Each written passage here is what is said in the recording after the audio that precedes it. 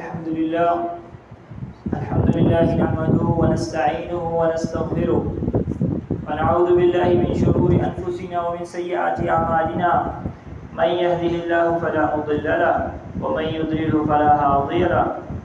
ونشهد أن لا إله إلا الله وحده لا شريك له ونشهد أن محمدا عبده ورسوله أما بعد فإن خير الحديث كتاب الله وخير الهدي هدي محمد صلى الله عليه وسلم وشر الأمور محدثاتها وكل محدثة بدعة وكل بدعة ضلالة وكل ضلالة في النار. رب اشرح لي صدري ويسر لي أمري واحلل عقدة من لساني يفقهوا قولي. وقال رسول الله صلى الله عليه وسلم صلوا كما رأيتموني أصلي. رسول اللہ صلی اللہ علیہ وسلم نے فرمایا کہ نماز ایسے پڑھو جیسے کہ تم مجھے دیکھتے ہو پڑھتے ہوئے. دنیا میں انسان کوئی بھی عمل اٹھا لے، اس کو کرنے سے پہلے وہ ایک دفعہ اس کا طریقہ، اس کو پائے تکمیل تک، اس کو پورا کرنے کے لیے، اس سے پورا فائدہ اٹھانے کے لیے اس کو پورا سیکھے گا، اس عمل کے بارے میں جانے گا کہ اس کا کیا کیا اس کے اندر کرنا چاہیے جس سے مجھے فائدہ بھی ہو اور کام بھی جلد سے جلد پورا ہو جائے. انسان دنیا میں کوئی بھی عمل اٹھا لے تو دیکھے طریقہ موجود ہے، بغیر طریقے کوئی بھی اپنی مرضی سے وہ کوئی بھی کام نہیں کرتا. ایک فطرتی چیز دنیا میں چلتی آئی ہے کہ جس طریقے سے وہ جب سے دنیا بنی ہے ویسے ہی کرتے آ رہے ہیں، کوئی اس کو بدل نہیں سکتا. تو ایک بہترین اور عظیم اللہ کے ہاں محبوب جو عمل نماز ہے، کیا ہم سوچ سکتے ہیں کہ اللہ تعالیٰ نے اس کو بغیر طریقے سے نازل کیا ہوگا؟ کیا نبی کریم صلی اللہ علیہ وسلم نے فرمایا ہو کہ جاؤ جس طریقے سے پڑھو بس اللہ کو سجدہ ہی کرنا ہے؟ نہیں، بلکہ اپنے عمل سے سب کو بتایا کہ جس طریقے سے میں ادا کر رہا ہوں یہ عمل اسی طریقے سے کرنا ہے، اس کے علاوہ اور کوئی طریقہ نہیں کہ جس کی جو مرضی ہو وہ اس کو ویسے ادا کرے، ایسا ہرگز نہیں ہے. تو اسی عمل کے بارے میں رسول اللہ صلی اللہ علیہ وسلم نے فرمایا، کیونکہ اصل میں اس نماز میں اہمیت جگانے کے لیے رسول صلی اللہ علیہ وسلم نے جو ایک عظیم حدیث ہے جو فرمایا کہ انسان جب نماز پڑھتا ہے اس کے نماز کی ادائیگی کے، یہ حدیث کا مفہوم ہے کہ نماز کی ادائیگی سے اس کے نمبر اس کو ملتے ہیں. تو اس میں یہ آتا ہے کہ اگر کوئی بندہ بہترین سے بہترین نماز جس طریقے سے نبی کریم صلی اللہ علیہ وسلم جو سنت سے ثابت ہے ویسے ادا کرے گا بالکل عین اس کے مطابق، تو اس کو 10/10 مارکس ملیں گے. یہ اللہ تعالیٰ کے ہاں بھی وہی چیزیں ہیں جو دنیا میں ہم کرتے ہیں، لیکن ہماری پرواہ اور ہماری قدر دنیا کے معاملات میں ہے کہ صرف نمبر ادھر ہی ملتے ہیں. اللہ کے ہاں بھی نمبروں کا ایک تصور ہے کہ ایک انسان جد و جہد کر رہا ہے تو اس کو کتنے نمبر دیے جائیں. تو جو بندہ اچھے سے اچھے طریقے سے نماز پڑھے گا تو اس کو 10 میں سے 10 ملیں گے. اس طرح کرتے کرتے رسول صلی اللہ علیہ وسلم فرمایا کہ 9 8 7 6 5 4 3 2 1 حتیٰ کہ فرمایا وہ اس کو 0 بھی ملتا ہے، کچھ بھی نہیں ملتا. وہ نماز میں آ کے اس نے اپنے سجدے کیے، رکوع کیے، ظاہری بات ہے اس نے صحیح نہیں کیے، جس طرح کہتے ہیں نا ٹھونگے مارنا، کوا جس طرح ٹھونگے مارتا کھانے کے لیے، اس طریقے سے سجدے کیے اور رکوع کیے، جتنے بھی ارکان نماز میں ہیں ویسے اچھے طریقے سے ادا نہیں کیے تو اس کو 0 ملے گا. اور اسی زمرے میں ایک حدیث آتی ہے کہ نماز خود، یہ عمل اس کو خود اللہ تعالیٰ زبان دیتا ہے نماز کو. وہ اسی ٹائم جب انسان نماز پڑھ کے نکل رہا ہوتا ہے مسجد سے یا کبھی بھی پڑھتا ہے تو وہ کہتی ہے، وہ بد دعا دیتی ہے کہ اللہ جس طرح اس نے مجھے برباد کیا، مجھے اچھے سے ادا نہیں کیا،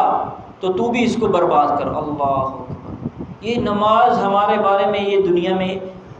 جب ہم یہ عمل کرتے ہیں اس کے فوراً بعد بولتی ہے کہ اگر ہم اچھے طریقے سے نبی کریم صلی اللہ علیہ وسلم کے طور طریقے پر نہیں ادا کریں گے،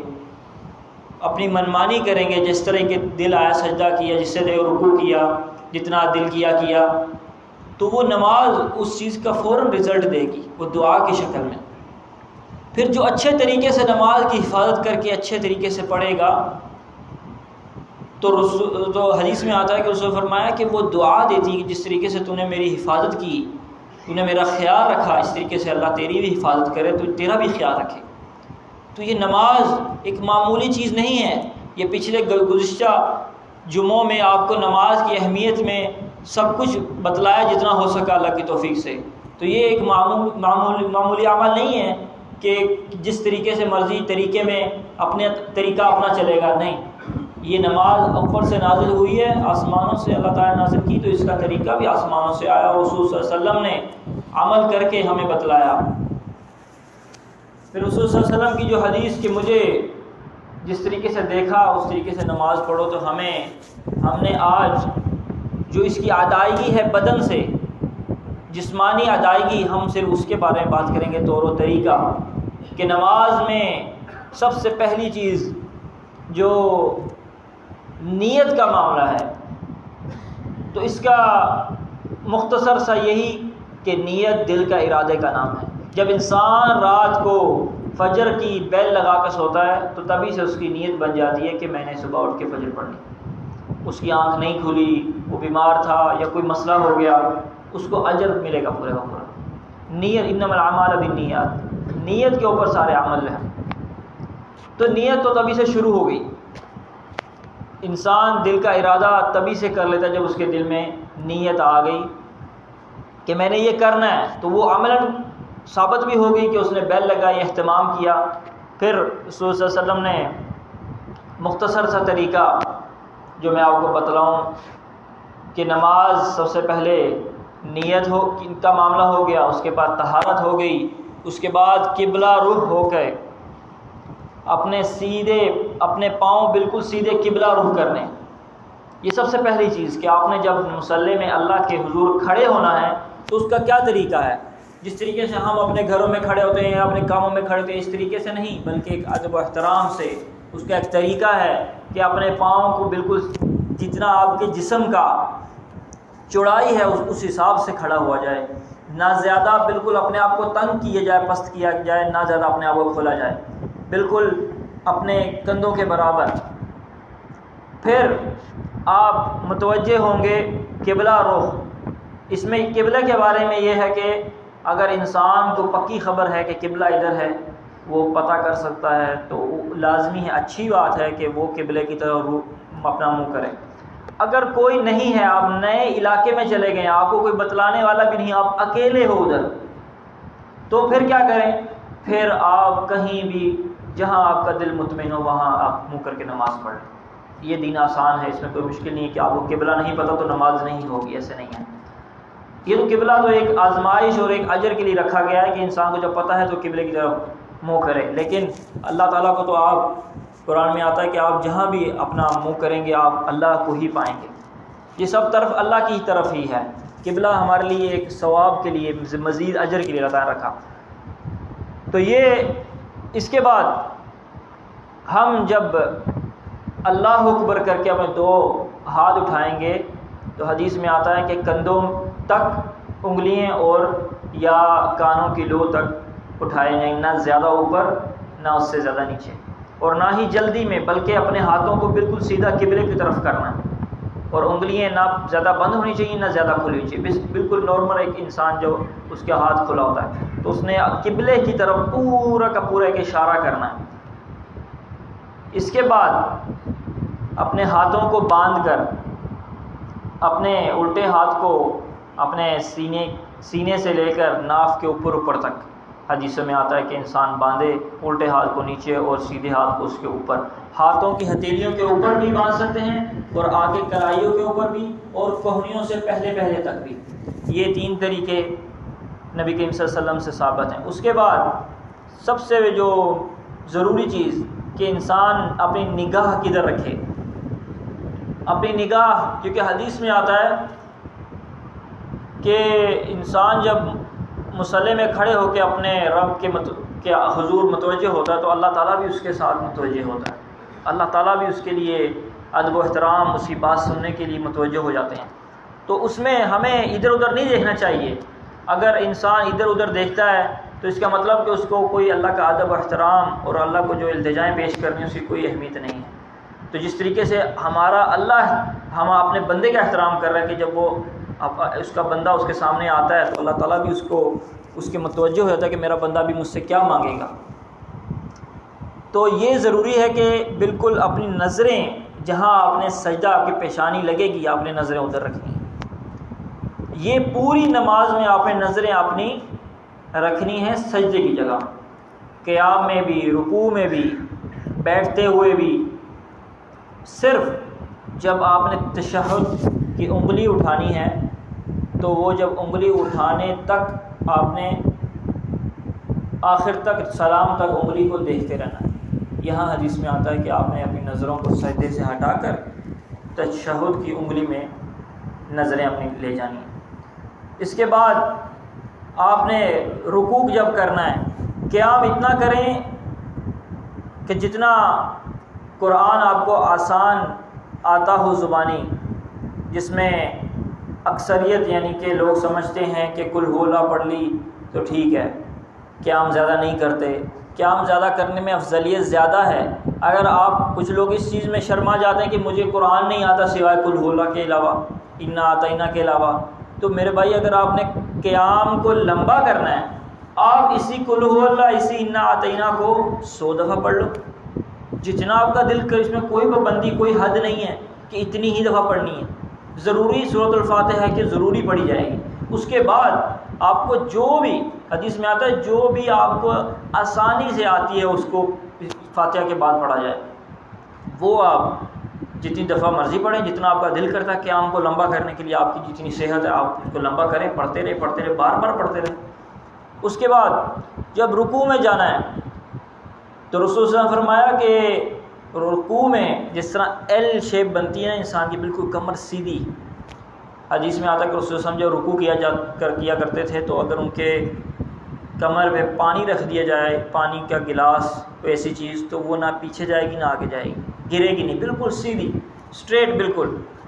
تو ہمیں کوشش کرنی چاہیے کمر اگر کسی کی ٹیڑھی بھی ہوتی ہے اللہ اس کو شفا دے، تو اگر ٹیڑھی ہے تو کوشش تو کرے،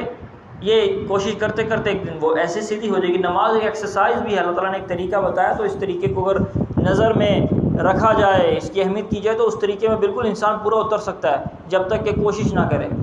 تو بالکل سیدھا رکوع ہو، کب تک ہو؟ جب تک کہ اطمینان آپ کی ریڑھ کی ہڈی کو نہ ہو جائے، بالکل آپ کو سکون آ گیا ہے، آپ نے جو اس میں پڑھنا ہے وہ پڑھ لیا سکون سے۔ اس میں بھی آپ زیادہ سے زیادہ پڑھ سکتے ہیں۔ پھر آپ نے سمیع اللہ لمن حمیدہ کر کے جب پھر قیام میں آنا ہے تو پھر آپ نے بالکل سیدھا تب تک کھڑے ہونا ہے جب تک کہ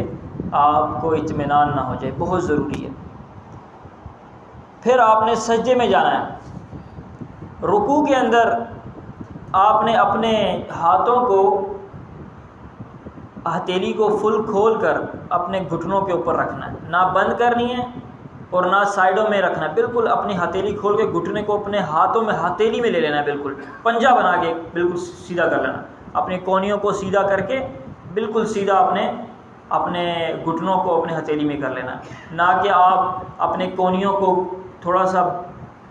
اندر کو دبا دیں اور آپ سیدھے کے بجائے زیادہ، جب کونی بندہ دبائے زیادہ اندر کر دے گا تو وہ رکوع زیادہ نیچے چلا جائے گا، یعنی کہ انسان کی کمر وہ زیادہ نیچے چلی جائے گی۔ اگر کونی بالکل سیدھی رہے گی تو وہ بالکل ایک ایل کا اینگل بالکل بہترین سیدھی ہو جائے گی، جب انسان کی یہ ہاتھ بازو پورا سیدھے کا سیدھا رہے گا۔ یہ کرنے کے ساتھ آئے گا، پہلی دفعہ مشکل ہوگی، درد ہوگی، کمر میں درد ہو سکتی ہے، کیونکہ ایک اجر جو لینا ہے 10/10 مارکس لینے ہیں تو کوشش تو کرنی ہے، پھر اللہ بھی دیکھے گا کہ میرا بندہ کوشش تو کر رہا ہے، نیت تو کر رہا ہے، تو اس حساب سے بھی اللہ تعالیٰ ممکن آپ کو پورا کا پورا اجر دے دے۔ اس کے بعد جب قیام کرنا ہے تو اس میں بالکل سیدھا کھڑے ہیں جب تک اطمینان نہ ہو جائے،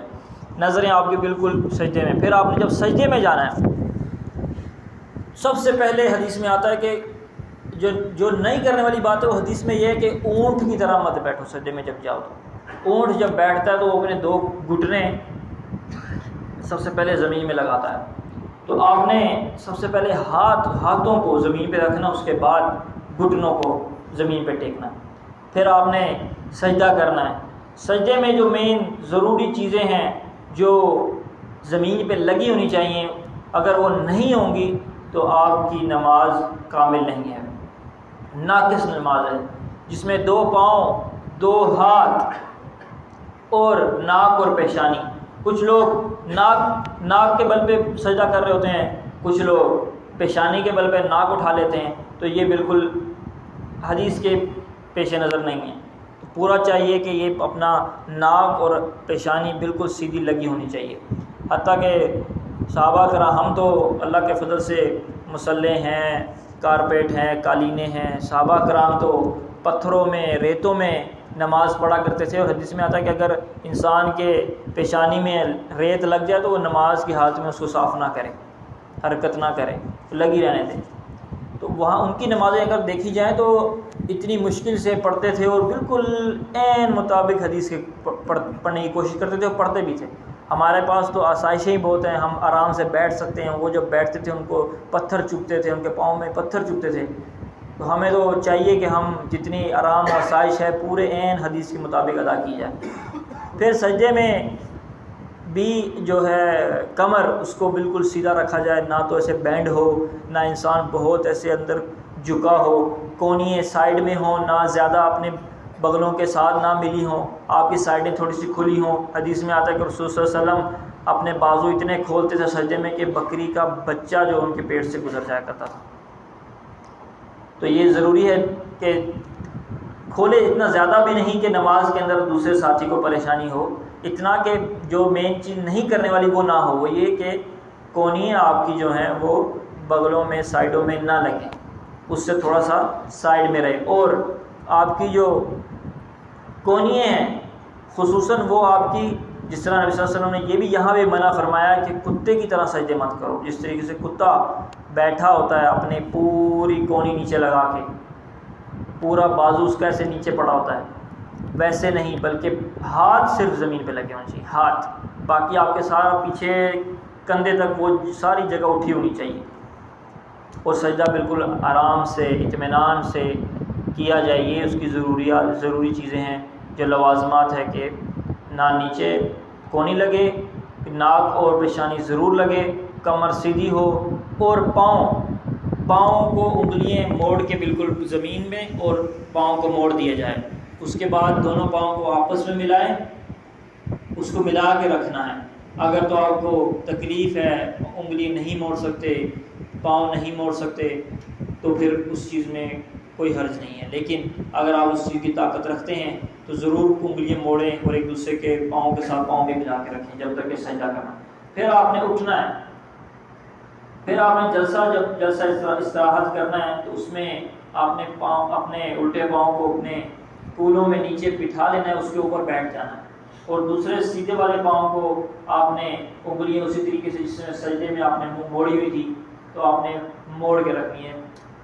اس کے بعد آپ نے دونوں ہاتھ اپنے ران پہ رکھنے ہیں، نہ گھٹنے کے اوپر ایسے ہوں، نہ زیادہ پیچھے ہوں ران کے اوپر، بالکل گھٹنے اور ران کے بالکل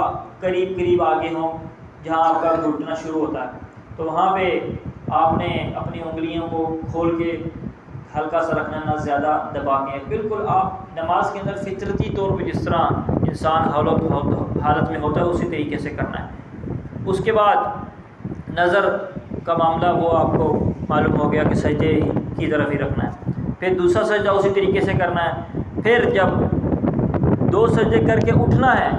تو فوراً نہیں اٹھنا، حدیث میں آتا ہے کہ آپ نے 2 سجدوں کے بعد پھر جلسہ استراحت کرنا ہے، اس میں کچھ پڑھنا نہیں ہے، وہ صرف بیٹھنا ہے آپ نے جس نے پہلے بیٹھے تھے۔ 2 جلسہ استراحت ہو گئے، پھر بیٹھ کے تھوڑا سا اس میں اطمینان حاصل کر کے پھر اٹھنا ہے دوسری رکعت کے لیے۔ نبی کریم صلی اللہ علیہ وسلم سجدہ اتنا لمبا کرتے تھے کہ صحابہ کرام سمجھتے تھے کہ نبی کریم صلی اللہ علیہ وسلم کی روح پرواز تو نہیں ہوگی، اتنے اطمینان سے پڑھا کرتے تھے نماز۔ تو ہمیں چاہیے جتنی ہمارے پاس وقت ہے اس کے حساب سے انسان زیادہ سے زیادہ اچھے طریقے سے پڑھے۔ پھر دوسرے رکعت میں جب کھڑے ہونا ہے تو جلسہ استراحت کر کے، اور اس کے بعد دوسری رکعت اسی طریقے سے. پھر جب ہم تشہد بیٹھیں گے تو نبی کریم صلی اللہ علیہ وسلم نے فرمایا کہ جب تشہد شروع کی جائے، نبی کریم صلی اللہ علیہ وسلم جو ہے التحیات سے لے کر سلام تک انگلی کو، تشہد والی انگلی کو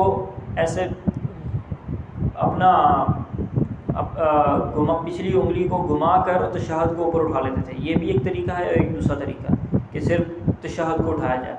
تو یہ التحیات سے لے کر آخر سلام تک اس کا اشارہ نبی کریم صلی اللہ علیہ وسلم اشارہ کرتے رہتے تھے، اور حدیث میں آتا ہے کہ اس کے ساتھ دعائیں کرتے رہتے تھے سلام تک. تو یہ اس کا اشارہ ہلکا ہلکا کرتے رہنا چاہیے. اسی لیے تو حدیث میں آیا کہ نظریں پھر اس ٹائم انگلی پہ رہیں. التحیات کے فوراً ٹائم آپ اپنی نظریں انگلی پر رکھ لیں سلام تک. پھر اس کے بعد ہم جو پڑھنا ہے، کیا کیا آگے لوازمات پڑھنے کی، وہ تو آج ہم ڈسکس نہیں کر سکتے ٹائم کے حساب سے. تو انشاءاللہ اللہ تعالیٰ نے توفیق دی تو آئندہ جمعہ کیا پڑھنا چاہیے، کیا اس کا ترجمہ ہے، کیا نہیں پڑھنا چاہیے، کتنا عدد میں پڑھنا چاہیے، وہ اس کے بارے میں اللہ تعالیٰ کی توفیق سے ہم اس میں روشنی ڈالیں گے. اقول قولی ھذا فاستغفروہ انہ ھو الغفور الرحیم.